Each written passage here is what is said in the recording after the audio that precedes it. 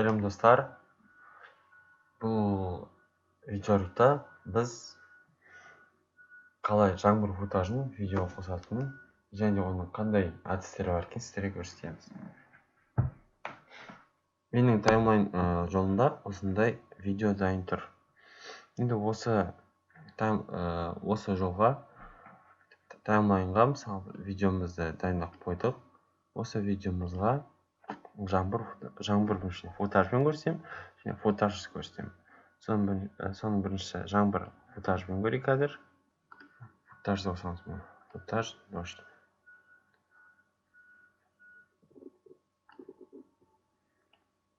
Біріншіден бұның масштабын көбейтеміз. Бізде мына жасыл фонда ақ қол керек. Ол үшін біз кіреміз эффекті. Мына жерге жазамыз. Ультра.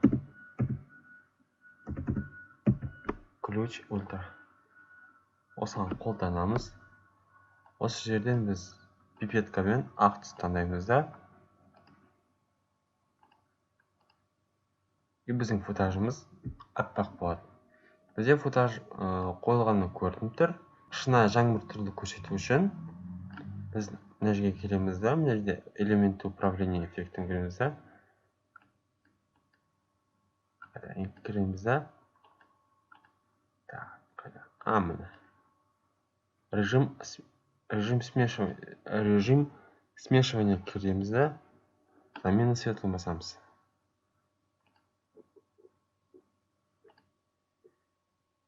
Замена светлым басқан кезде бізде жаңбыр сіркіреп тұрғандай көрсетіледі.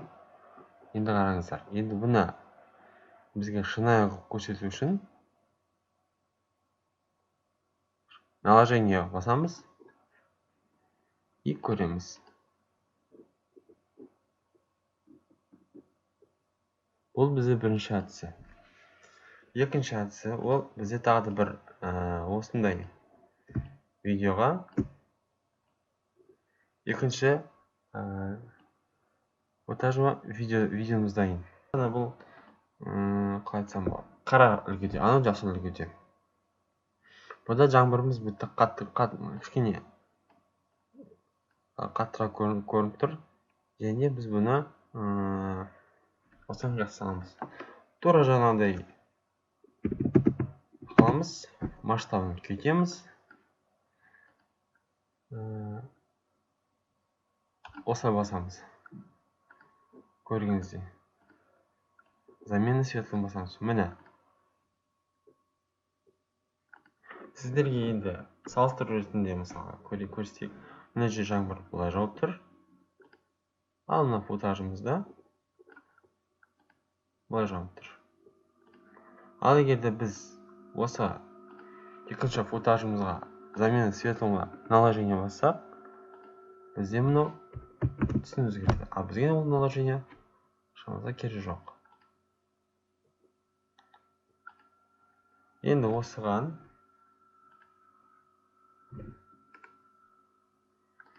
бұл үнсіз болмас үшін, мысалы, біз бұған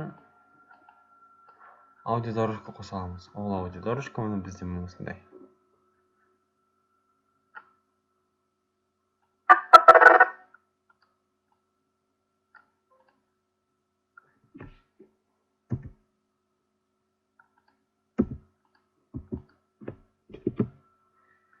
И басына қосамыз.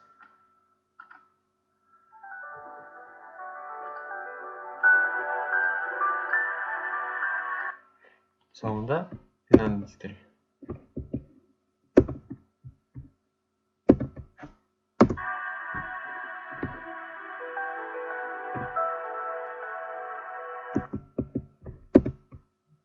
Көріңіздер, лайк басыңыздар, біздің каналға тіркеліңіздер.